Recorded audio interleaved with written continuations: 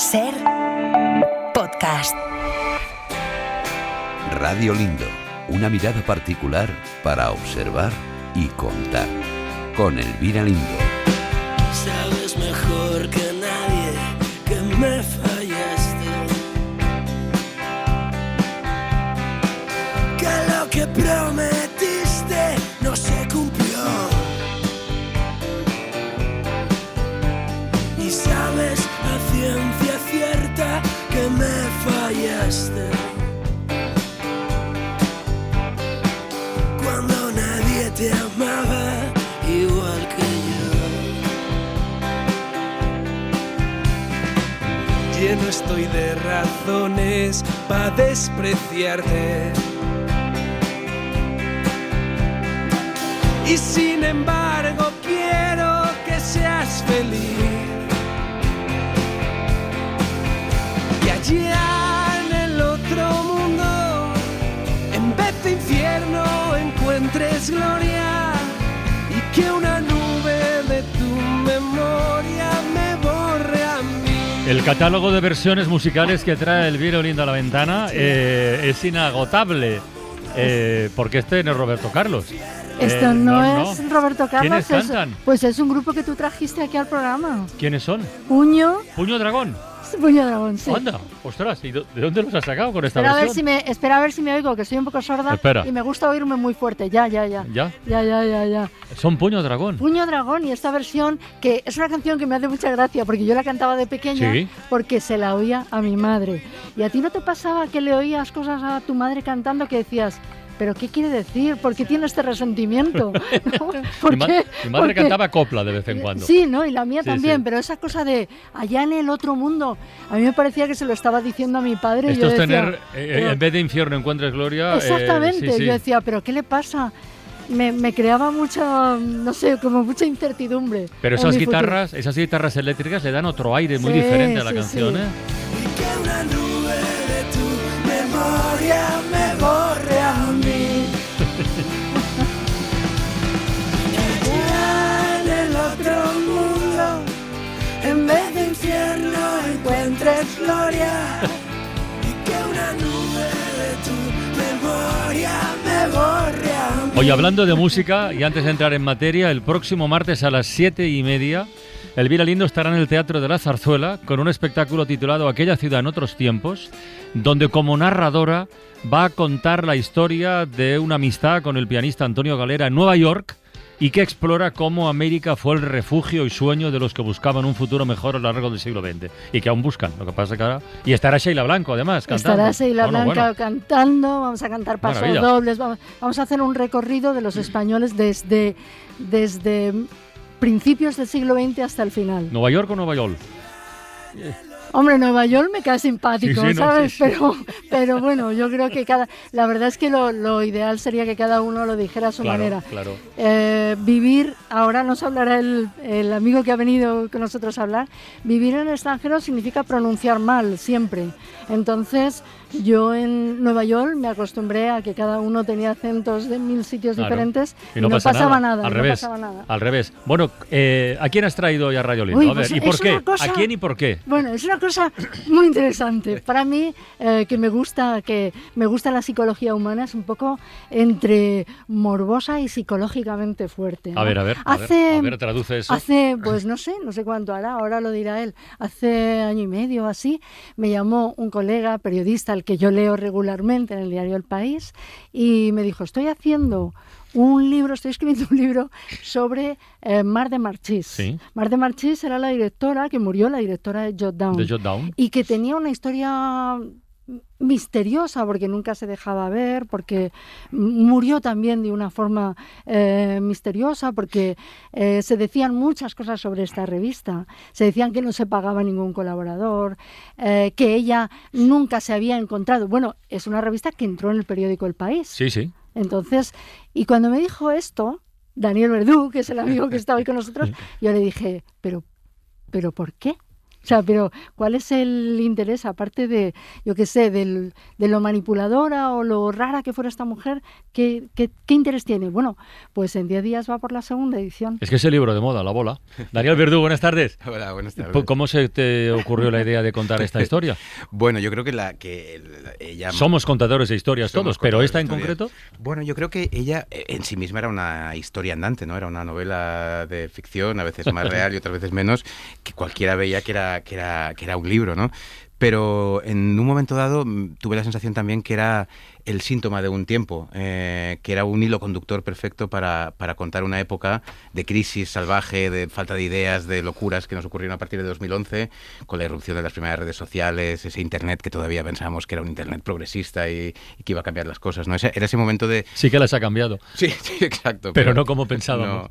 No, era aquel momento de sentirnos tan estafados, ¿no? De decir todo era mentira, las hipotecas, la política, los medios de comunicación, y de repente, pues bueno, empezaron a surgir personajes, cabeceras y ideas que cabalgaban un poco a lomos de esa nueva tecnología y ¿Tú llegaste a verla con tus ojos? No, nunca, ¿no? que va. Yo, fíjate, yo fui vecino suyo en Roma, que es un poco la idea también de la que parte el libro.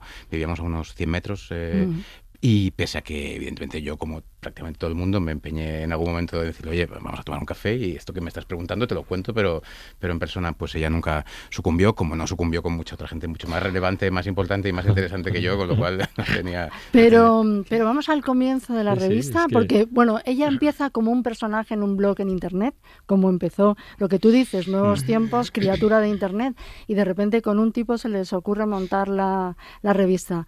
A mí lo que me parece sorprendente es que ella llamara bueno, primero que consiguiera el teléfono de todo el mundo. O sea, había una manipulación ahí.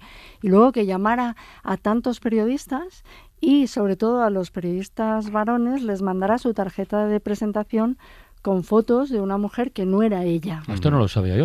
Sí, eso fue un poco al principio. Yo creo que fruto de aquella época. Yo creo que hay una traslación de ese Far West digital, que eran los primeros foros en 2006, 2007, donde se establecieron unas normas, bueno, que se puede ser anónimo, se puede mandar fotos falsas, hay una cierta ficción consentida, que luego ella, de alguna manera, extrapoló también al mundo real, analógico, cuando montó la revista. Y al comienzo, sí que es verdad que ella construyó un personaje de ficción que pues, fue variando, pero al principio pues era una abogada que vivía en Londres, era una rubia muy guapa, de unos 30 años. Una rubia que existía. Que existía, sí, que existía, que era una conocida suya, la que fotografiaba y ¿Y qué le pasa a un hombre por la cabeza, Daniel, cuando recibe la foto de una mujer muy guapa que le dice, ¿quieres colaborar en mi revista? Pues pocas cosas, probablemente, y muy concretas, ¿no? Bueno, sí, pero hay una vanidad. Hay una vanidad total, hay una vanidad fácil de detectar. Yo creo que ella también aprendió a detectar en esos años de foros y que hizo que muchos participasen. Yo creo que es verdad que eso de las fotos fue fundamental en un periodo, pero luego tenía muchas otras cosas, ¿no? Era una persona muy seductora en muchos sentidos, era muy encantadora, muy rápida, era muy inteligente, era muy invasiva. Bueno, tú la conociste también por teléfono, ¿no? Luego nos contarás tú... Sí. Sí. ¿Y cuenta? Pues a mí me llamó varias veces y sí que me pareció invasiva. Me ofrecía colaborar. Es que llegó un momento en que Jotdown parecía la revista, digamos, exquisita de cuando empezó la decadencia del periodismo escrito, ¿no? Entonces ella me llamaba como si tuvieras mucha suerte porque te llamaran de una revista en la que no te iban a pagar. Sí, entonces, bueno, sí. Yo creo que, pues bueno, para ser justos, yo creo que pagaron algunos, a otros no. Bueno, hicieron lo que pudieron, como muchos medios de aquella época, muy precarios. Pero ya hemos aprendido algo de esas cosas, ¿no? Sí. Pero en aquella época se pagaba mucho con esa cosa tan injusta que era la visibilidad, ¿no?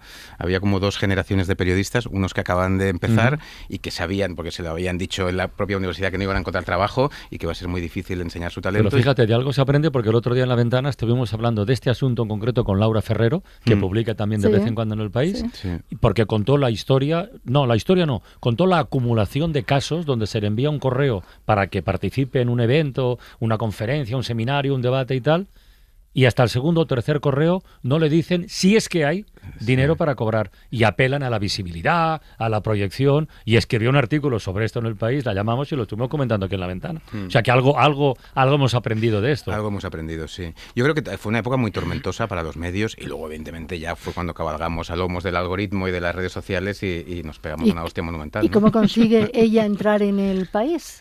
O sea, quiero decir, ¿cómo consigue que su revista venga un link con su revista en El País? Bueno, eso fue un acuerdo que firmó la dirección de entonces, en la que estaba Antonio Caño, y la dirección de la empresa, en la que estaba también Manuel Mirat, y a la dirección de entonces le pareció que era interesante asociarse a una marca que en ese momento era un hype, ¿no? Era como la marca de moda, aunque la leyeses más o menos, estaba en la conversación. Sí. Y bueno, yo creo que era un momento en que los medios tradicionales perdimos un poco el flow con los lectores.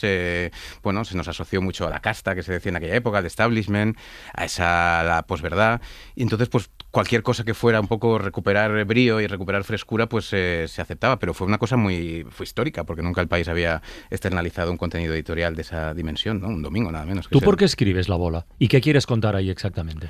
Mira, yo quería hablar de varias cosas. Primero del personaje, me interesaba, pero esto no es una biografía, ni mucho menos. En fin, hay muchas partes de esta historia que yo no soy capaz de llegar, por muchos motivos. Primero porque había mucha ficción y mucha fabulación, luego porque una parte de la historia, que es su familia, pues no ha querido participar, y entonces pues hay hay una cara oculta de la luna, digamos, que yo mismo acepto y explico en el libro, ¿no? Pero sobre todo yo pretendía hacer dos cosas: un retrato de una época convulsa, de esta tormenta que atravesamos, no solo política y periodística, sino también social, y esa idea de la descomposición de la verdad que empezó en aquel periodo, pues eso, los hechos alternativos de Trump, cómo se fue acelerando un poco todo hasta llegar al epítome, digamos. Que el título es La Bola. Exactamente. Escolar La Bola. Sí, la bola era un poco pues, por esa idea de la mentira, por esa idea de una bola que se va haciendo grande. Yo a veces cuento te sientes identificado con estas historias, porque tú puedes contar una pequeña trola un día que sales por ahí y tal, pero luego te tienes que bajar de ella. Si se va haciendo grande, si se va haciendo la bola grande, luego es muy complicado, ¿no? Es como el adversario de Carrer, ¿te acuerdas? Que empieza también mintiendo tontamente y acaba asesinando a toda su familia, porque la verdad es tan... Fíjate que yo el miedo que tenía era que el libro se quedara solo para cotilleo y chisme del mundo periodístico, pero no es así, porque se está leyendo mucho y el libro es un personaje fascinante. Hay preguntas que se me quedan en la cabeza, por ejemplo, ¿de dónde? Al final ella se fue a vivir a Roma, que es donde murió.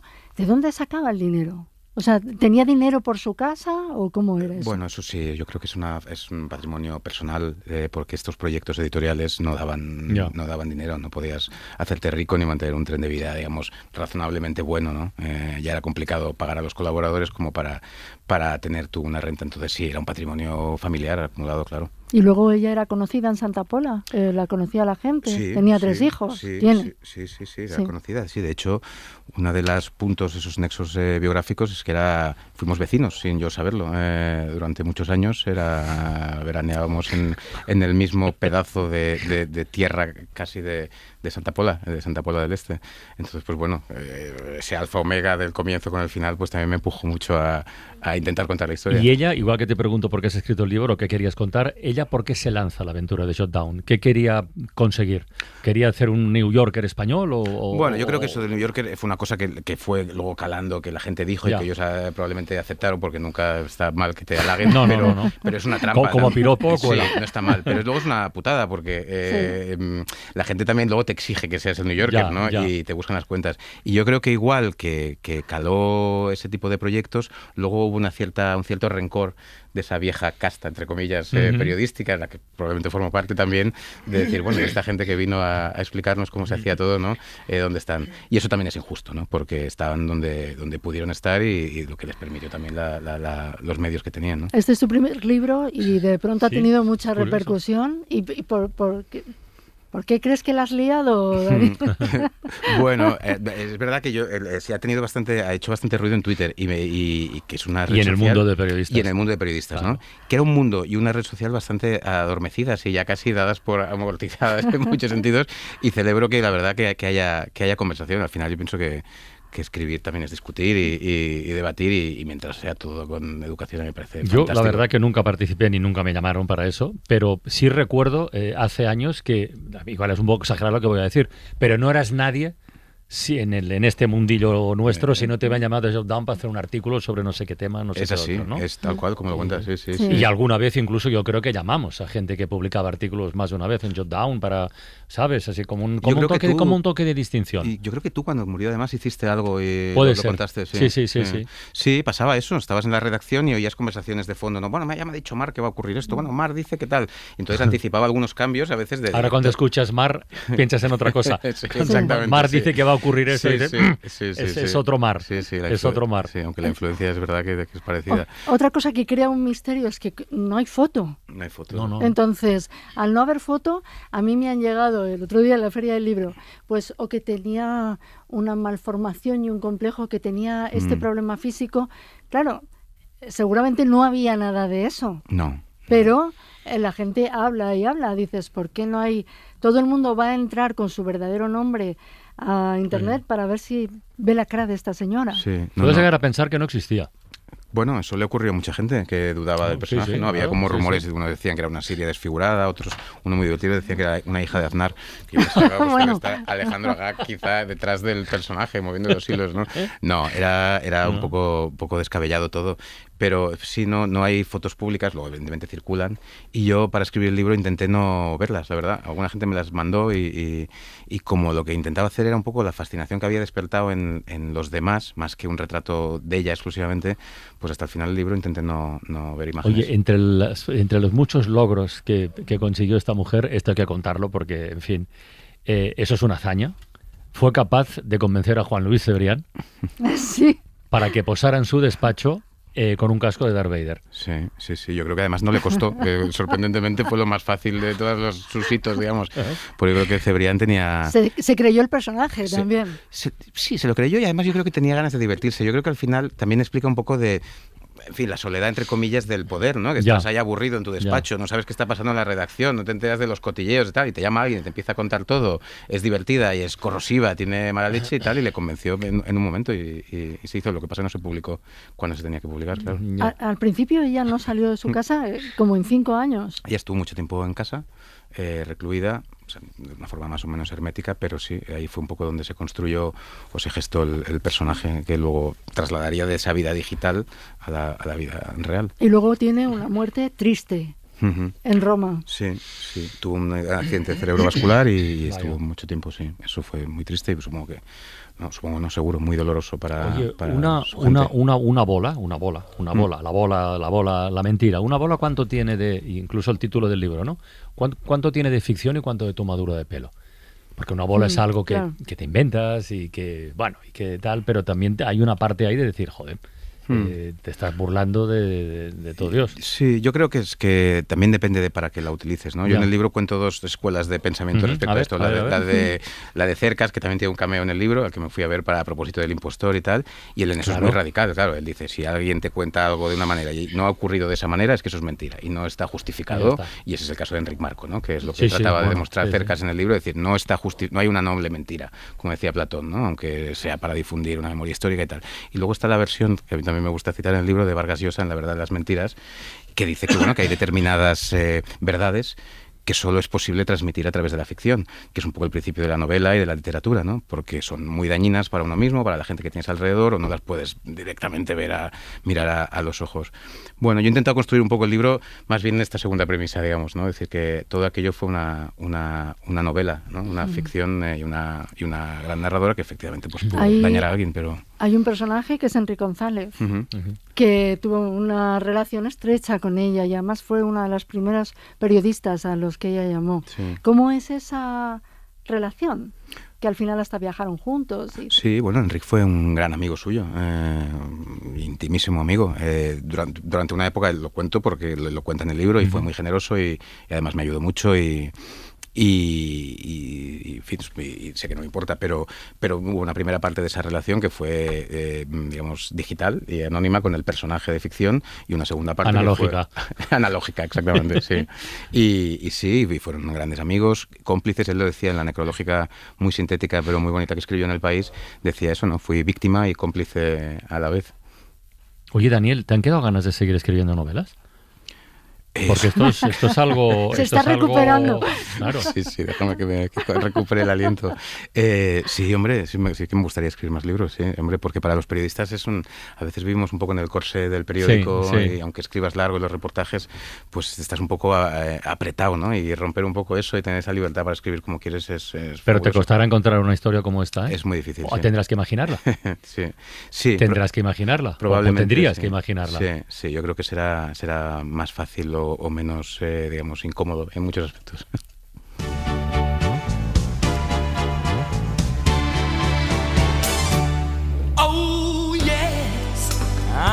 the great pretender,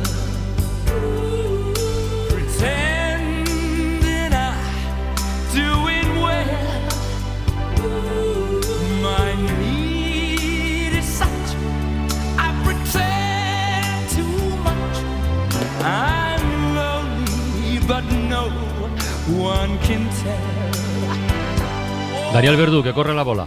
Y que siga con más ediciones. Elvira Lindo, hasta la próxima semana. Hasta la próxima semana. Suerte el martes, ¿eh? Gracias. Venga. Adiós. Para no perderte ningún episodio, síguenos en la aplicación o la web de la SER, Podium Podcast o tu plataforma de audio favorita.